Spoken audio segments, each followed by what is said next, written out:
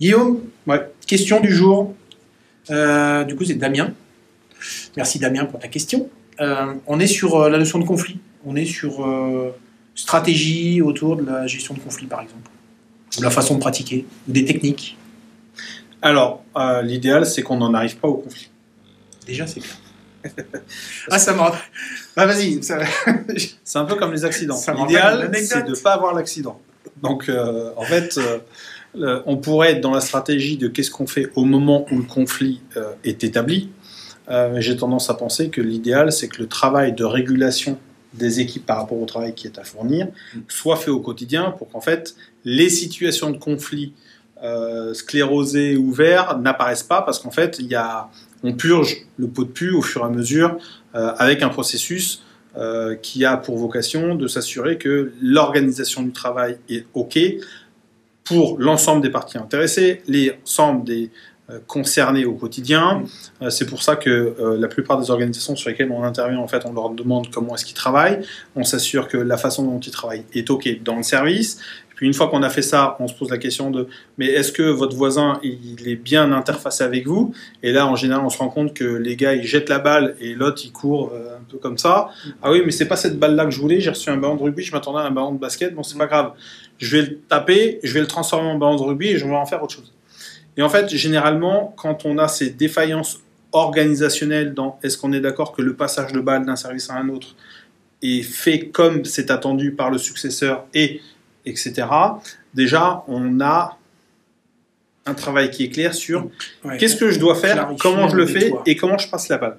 Et à partir du moment où on est tous d'accord sur pourquoi on est là et comment on va le faire, et dans le comment on va le faire, c'est on a le même vocabulaire, on sait ce que c'est qu'une procédure, qu'un mode opératoire, qu'un formulaire, qu'un enregistrement, et on a tous le même vocabulaire, et on a tous la même structure documentaire qui fait que tout le monde est capable de comprendre comment les uns et les autres fonctionnent.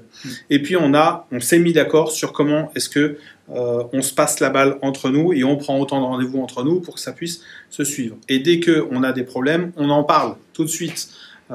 Et ça, c'est contribuer à la qualité de vie au travail, c'est s'assurer que la performance organisationnelle du travail est au service de ce qu'il y a à faire. Et une fois qu'on a géré tout ça, normalement, on n'est pas censé arriver sur un conflit. Objectivement, on a également la nécessité, lorsqu'on fait ce travail-là, de faire prendre conscience aux uns et aux autres que les talents des uns et des autres ne sont pas les mêmes et que du coup, leurs modes de pensée ne sont pas les mêmes, que les compétences et les talents sont au service du collectif et qu'on doit respecter et co-construire ensemble. Ce qui emmène du coup des questions du genre, est-ce qu'on est tous d'accord sur ce qu'on a compris? Vas-y, explique-toi. Non, on n'est pas clair.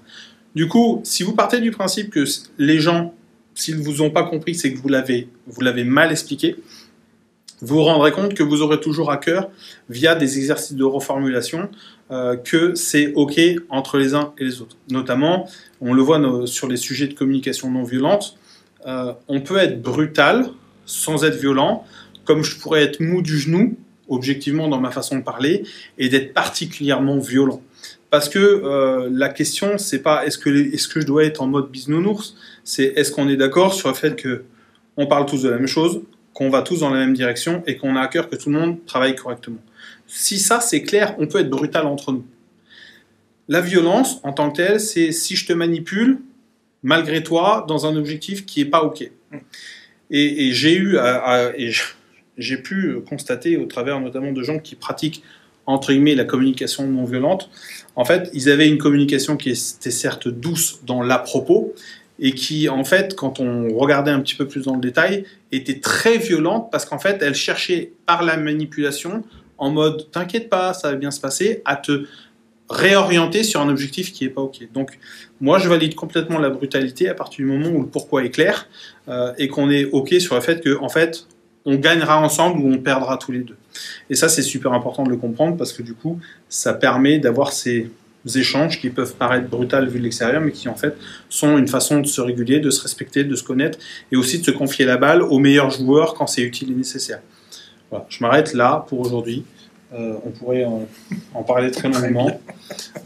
Merci pour la question. Et puis, si ça vous a intéressé, partagez à ceux à qui ça pourrait rendre service. Oui. Envoyez-nous vos questions et à très bientôt. Salut. Salut.